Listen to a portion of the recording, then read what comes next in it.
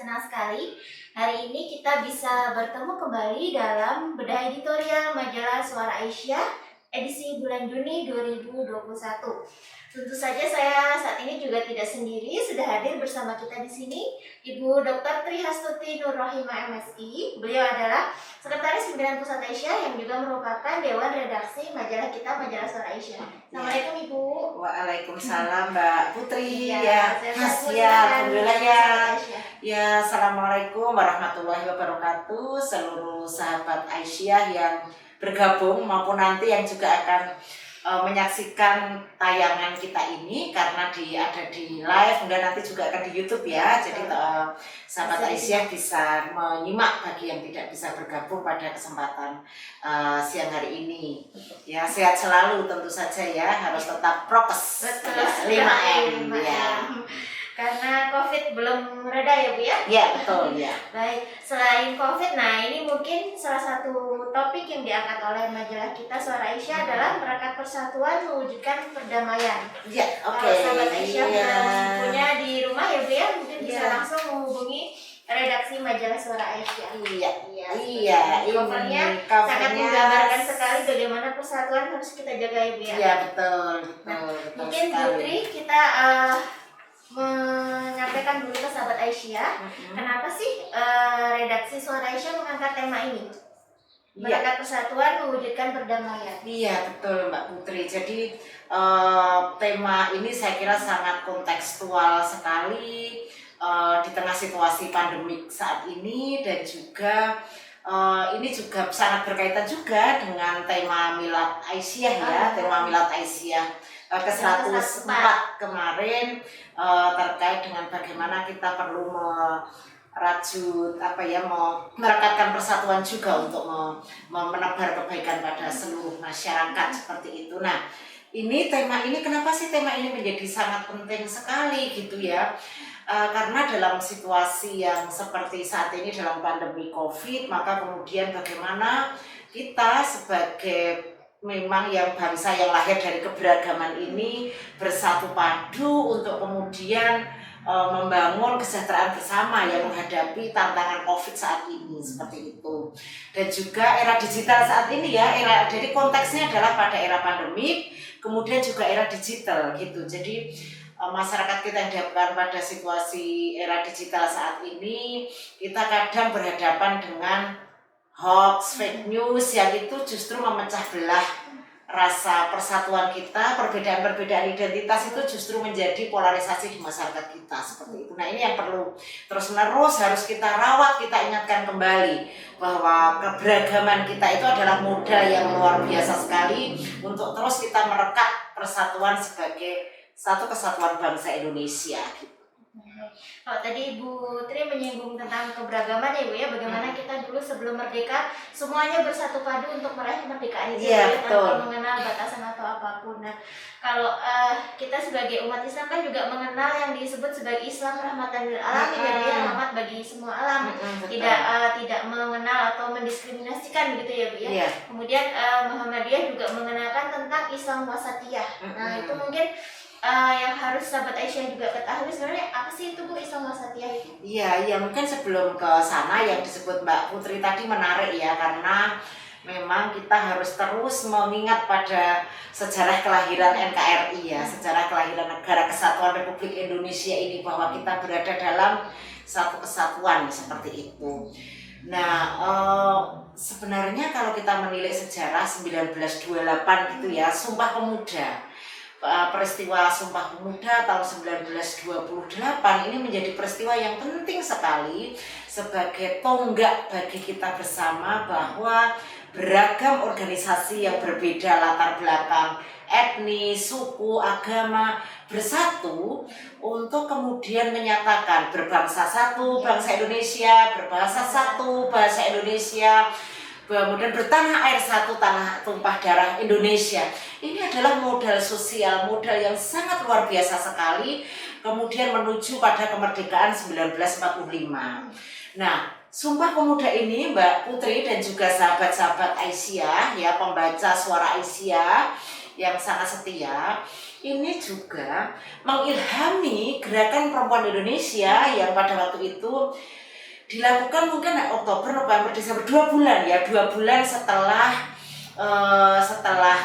Sumpah Pemuda ya, setelah Sumpah Pemuda perempuan, berbagai organisasi perempuan di Indonesia bersatu dalam Kongres Perempuan Indonesia yang pertama di Yogyakarta pada tanggal 22 Desember 1928. Nah, ini sangat diilhami, diinspirasi oleh semangat Sumpah Pemuda. Karena merasa bahwa kita tuh harus seluruh organisasi-organisasi perempuan harus bersatu untuk bicara tentang nasionalisme, untuk menghilangkan menghalau penjajah dari bumi Indonesia. Bahkan mungkin Mbak Putri kalau kita ingat pidato Ibu Hayinah gitu ya, yang bicara salah satu wakil Aisyah kan ada 2, Ibu Munjiah dan Ibu Hayinah. Nah, Ibu Hayinah pidato tentang persatuan Indonesia seperti itu. Nah, saya kira untuk kemudian menyadari ini pada saat itu juga sudah dibangun semangat, ayo kalau kita semua organisasi-organisasi perempuan yang berlatar belakang agama yang berbeda, berlatar belakang etnis yang berbeda, suku yang berbeda, bersatu padu untuk menggapai Indonesia yang merdeka. Di samping tentu isu-isu perempuan yang menjadi isu pada waktu itu, isu pendidikan, isu poligami, isu perkawinan anak, isu kemiskinan, itu menjadi isu yang penting. Tapi isu nasionalisme, isu kebangsaan persatuan Indonesia juga menjadi isu pada waktu Kongres Sumpah Pemuda maupun Kongres Perempuan Indonesia. Nah, saya kira ini jejak-jejak ini harus kita pahami bersama ya, sahabat Aisyah, kemudian juga pembaca setia Suara Aisyah dimanapun kalau bergabung dalam saat ini gitu. Saya kira itu penting Mbak Putri untuk menjadi catatan kita ya. Pahami dan juga mungkin direfleksikan ya Bu ya, kenapa persatuan yang dulu sangat kuat sekarang kok udah agak memudar gitu. Iya. Kira-kira menurut Putri penyebabnya apa nih Bu? Saat ini. Iya betul. Saya kira solidaritas kita sebagai sebuah bangsa harus terus-menerus, apalagi ini ya, disparitas atau kesenjangan perekonomian yang semakin tinggi, disparitas pembangunan antara Indonesia Barat dan Indonesia Timur, ini harus menjadi perhatian kita bersama, bahwa kita sebagai sebuah bangsa tidak boleh ada kesenjangan perekonomian yang luar biasa tinggi itu.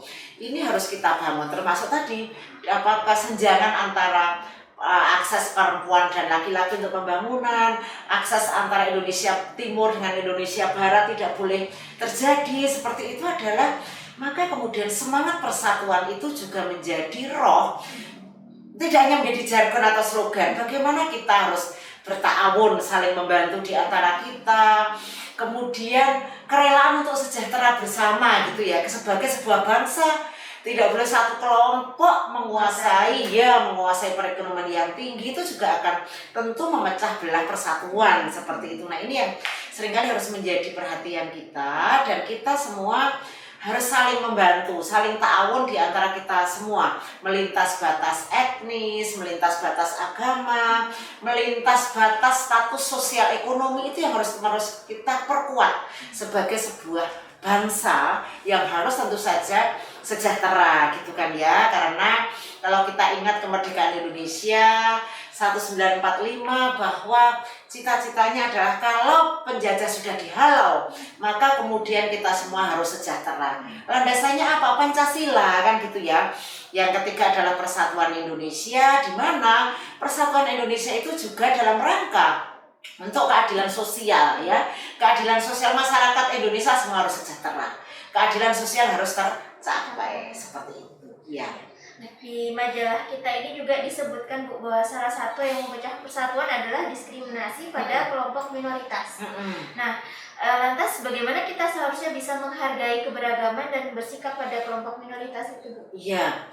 Nah, kelompok-kelompok minoritas mungkin perlu kita lihat ya, siapa sih sebenarnya kelompok-kelompok minoritas yang ada di sini gitu ya, kelompok-kelompok yang terpinggirkan seperti itu ya. Misalnya saudara-saudara kita kelompok difabel, kemudian kelompok saudara-saudara kita yang jauh tidak terjangkau pembangunan itu saya kira juga merupakan kelompok minoritas ya. Kemudian juga kita bicara pada selain itu kelompok-kelompok tadi difabel sudah ya, kelompok minoritas, mungkin juga saudara-saudara kita yang secara etnis, secara agama itu yang juga jumlahnya minoritas itu juga menjadi bagian yang harus diperhatikan oleh para pengambil kebijakan seperti itu. Jadi ini menjadi sangat penting sekali kita merangkul semua golongan gitu ya, merangkul semua golongan untuk sekali lagi basisnya adalah hidup sejahtera gitu, karena memang sebuah bangsa itu harus mengayomi semua, baik kelompok minoritas maupun mayoritas, semua harus equal seperti itu atau sejajar dan setara. Baik. Kalau ini Bu, peran Aisyah Muhammadiyah sebagai organisasi Muslim yang besar di Indonesia ya, bagaimana peran Aisyah Muhammadiyah ini dalam menyuarakan perdamaian ini Bu? Ya, sebenarnya kalau kita membaca sejarah Muhammadiyah dan Aisyah ya, kelahiran Muhammadiyah dan Aisyah, betapa kental sekali rasa toleransi, rasa solidaritas terhadap bangsa yang lain gitu. Sosok Kiai Haji Ahmad Dahlan ya, sebagai pendiri founding fathers-nya Muhammadiyah, beliau itu sangat toleran, beliau itu sangat punya teman-teman dari berbagai macam golongan, punya teman-teman dari kelompok misionaris ya, Katolik, pastor ya, teman-teman dari pendeta. Itu juga menunjukkan bahwa pergaulan Kiai Haji Ahmad Dahlan itu sangat luas. Oleh karena itu harus menjadi inspirasi kita para penggerak-penggerak Aisyah Muhammadiyah.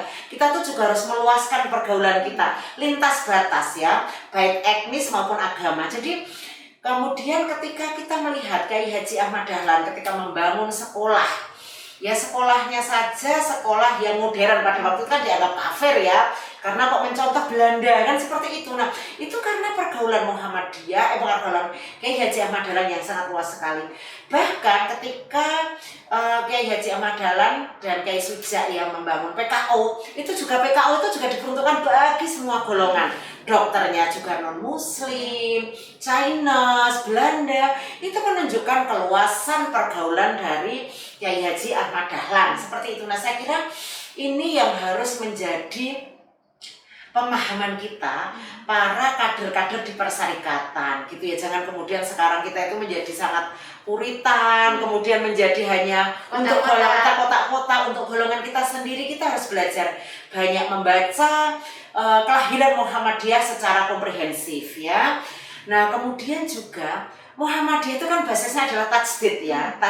Jadi semangat membaharu, kemudian menginterpretasikan nilai-nilai agama secara lebih meluas seperti itu. Jangan kemudian yang diingat hanya Muhammadiyah itu memberantas TBC, kan bukan semata-mata itu gitu, tapi bahwa landasan nilai dasar Muhammadiyah itu adalah gerakan tajdid ya, yang selalu menjadi pembaharu dalam masyarakat. Itu yang harus juga kita baca, kita pahami seperti itu. Nah Aisyah sendiri ya ketika kelahirannya adalah Nyai Walidah ya bersama dengan Muhammadiyah, tentu spirit dari Kiai Haji Ahmad Dahlan juga menjadi spirit bagi Aisyah. Saya ingat sekali ketika pada tahun 30-an Aisyah memikirkan untuk Aisyah kan lahir di Jogja yang notabene banyak orang berbahasa Jawa, tapi sudah cara berpikirnya sudah melampaui zamannya ketika kemudian membuat kursus bahasa Indonesia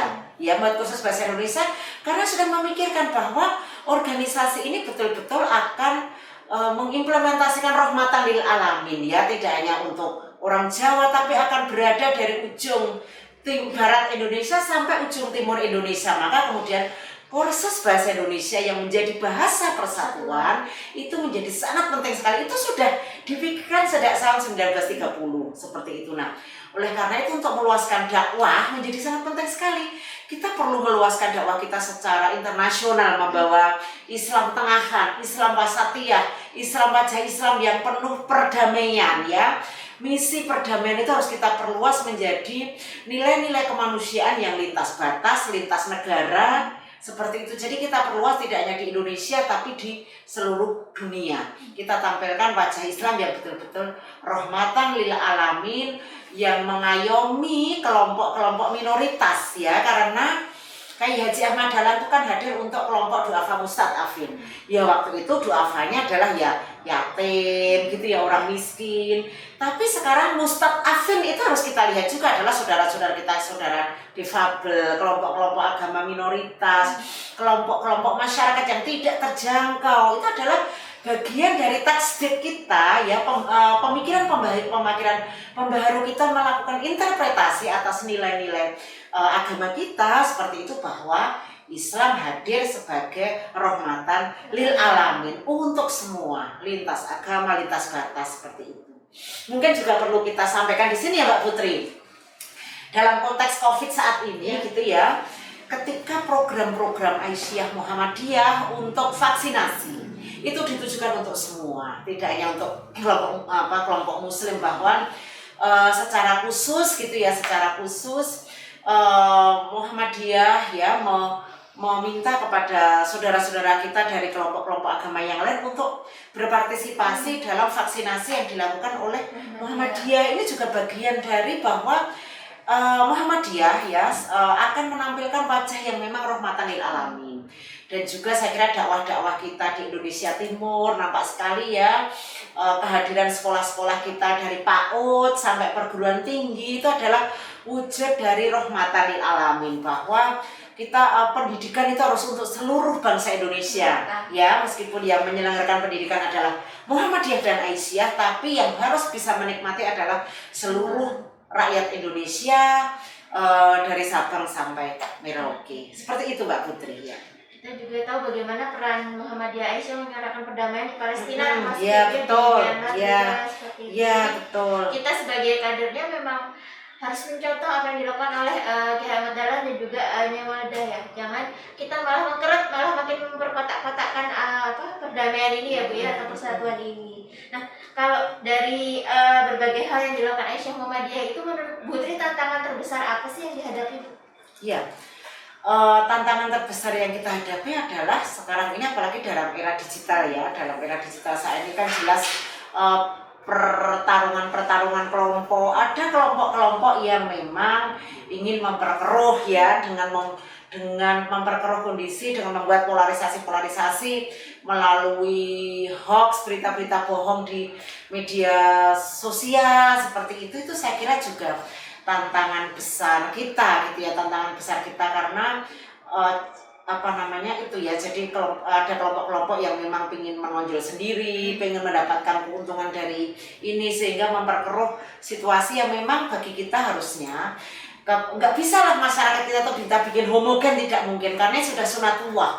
Masyarakat kita adalah heterogen, indahnya kehidupan itu adalah keindahan heterogen itu. Nah, kalau mau dijadikan homogen kan tidak mungkin, harus nih. Nah, oleh karena itu tantangan kita terbesar adalah pemikiran-pemikiran, sikap-sikap dan perilaku-perilaku yang ingin menjadikan semua itu sama. Ya, perilaku-perilaku yang tidak mau mengakui perbedaan, perilaku-perilaku yang tidak mau mengakui tentang pluralisme, keberagaman itu tadi, itu saya kira tantangan terbesar kita. Nah, itu disulut-sulut dengan menguatkan perbedaan-perbedaan identitas itu menjadi perbedaan yang sangat seakan-akan itu sesuatu yang harus dipertentangkan. Padahal perbedaan identitas itu bukan sesuatu yang harus dipertentangkan. Itu sudah sunatullah. Justru yang harus kita bergandeng tangan adalah bagaimana mengentaskan kemiskinan, bagaimana memberantas korupsi, bagaimana bersatu padu untuk menjaga lingkungan hidup kita, sehingga lingkungan itu menjadi baik. Jadi jangan kemudian mengkotak-kotakkan kita itu dengan perbedaan identitas, dan itu memang sudah sunatullah. Tetapi justru kita harus lurus ke depan, bagaimana nilai-nilai kemanusiaan universal itu harus menjadi perhatian semua. Itu saya kira salah satu tantangan Mbak Putri. Jadi di era digital itu, oleh karena itu kita harus menjadi sangat kritis ya, harus menjadi sangat kritis terhadap berita-berita terhadap upaya-upaya baik dilakukan buzzer ya untuk memecah belah bangsa Indonesia itu kita harus waspada. Musuh kita adalah kemiskinan, musuh kita adalah korupsi, musuh kita adalah bagaimana bersatu padu untuk menjaga lingkungan hidup kita sehingga dampak dari kerusakan lingkungan itu tidak terjadi pada dampak negatif pada masyarakat luas seperti itu. Itu saya kira Mbak Putri. Yang harus diwaspadai yang saat ini karena gadget itu di tangan semua orang ya, jadi itu nomor satu diwaspadai. Nah, bagaimana sih Ibu kalau boleh disampaikan ini tips atau pesan agar sahabat Aisyah semua bisa menjadi agen perdamaian bagi lingkungan sekitar mereka? Ya, yang pertama adalah membangun, tentu harus memahami sejarah bangsa kita ya. Kita semua harus memahami sejarah bangsa kita bahwa negara kita ini dibangun dengan keberagaman ya, dengan keberagaman itu. Dan yang kedua, memahami bahwa keberagaman adalah sebuah sunatullah, sebuah modal sosial, sebuah keindahan yang harus kita rawat. Seperti itu yang pertama, membangun kesadaran itu. Yang kedua, sebagai orang Islam misalnya juga harus belajar tentang sejarah Islam gitu ya, bahwa misalnya Nabi Muhammad pun sangat memberikan contoh bagaimana toleransi itu dibangun dengan perjanjian Madinah gitu ya. Di Madinah ada perjanjian seperti itu. Mungkin juga perlu membaca sejarah bagaimana ketika Nabi di Mekah gitu yang menyatukan perbedaan-perbedaan para kabilah-kabilah yang sangat adil seperti itu. Itu saya kira kita perlu melihat contoh-contoh itu ya. Jadi dengan membaca sejarah kemudian kita menjadi tersadarkan bahwa memang kita harus meyakini tentang perbedaan-perbedaan itu. Nah yang kedua adalah selain menyadari dan kemudian harus meyakini bahwa secara di dalam Al-Quran itu sudah dikatakan ya bahwa di dalam Al-Hujurat ayat 13 gitu ya, bahwa memang diciptakan kita itu berbangsa-bangsa ya kan, bersuku-suku agar kita juga saling membantu, saling mengenal seperti itu. Itu sudah, jadi itu yang harus kita tafsirkan seperti itu. Oleh karena itu dan kehadiran kita sebagai khalifah fil ard ya, sebagai khalifah di bumi itu adalah sebagai rahmatan lil alamin dengan menyingkirkan perbedaan-perbedaan identitas itu. Jangan jangan pertajam perbedaan-perbedaan identitas itu untuk kemudian menjadikan kita saling mengkotak-kotakkan. Hidup kita harus inklusif, janganlah eksklusif ya, jangan eksklusif seperti itu. Inklusif itu hadir untuk semua orang seperti itu. Ya, baik. Terima kasih Bu Tri untuk diskusinya siang hari ini. Semoga apa yang disampaikan bisa membuka pengetahuan sahabat Aisyah di rumah. Ya. Semakin memperkuat persatuan bangsa kita itu ya. Iya, dan jangan lupa membaca majalah Suara Aisyah ya. Untuk lebih mendalami materi yang tadi disampaikan, silakan berlangganan atau membeli edisi kali ini Merekat Persatuan Mewujudkan Perdamaian. Baik. Terima kasih Putri untuk waktunya. Terima kasih juga untuk sahabat Aisyah sudah menemani siang hari ini. Jangan lupa kalau ketinggalan diskusi kita bisa disimak ulang di sosial media Aisyah di Instagram dan Facebook. Dan nanti akan kami unggah juga di YouTube Aisyah. Jangan lupa like, komen, dan subscribe. Juga jangan lupa kalau majalah kita Suara Aisyah juga mempunyai sosial medianya sendiri. Iya. Ya, jangan lupa. Dan juga ada akun Shopee. Jangan lupa Shopee dan Tokopedia. Bisa order berbagai merchandise di Shopee dan Tokopedia Suara Aisyah. Jangan lupa juga follow dan like sosial medianya. Kita jumpa lagi bulan depan ya Ibu ya. Temanya pasti lebih menarik. Jangan lupa ikuti juga. Terima kasih sahabat Aisyah. Saya tutup. Wassalamualaikum warahmatullahi wabarakatuh. Waalaikumsalam.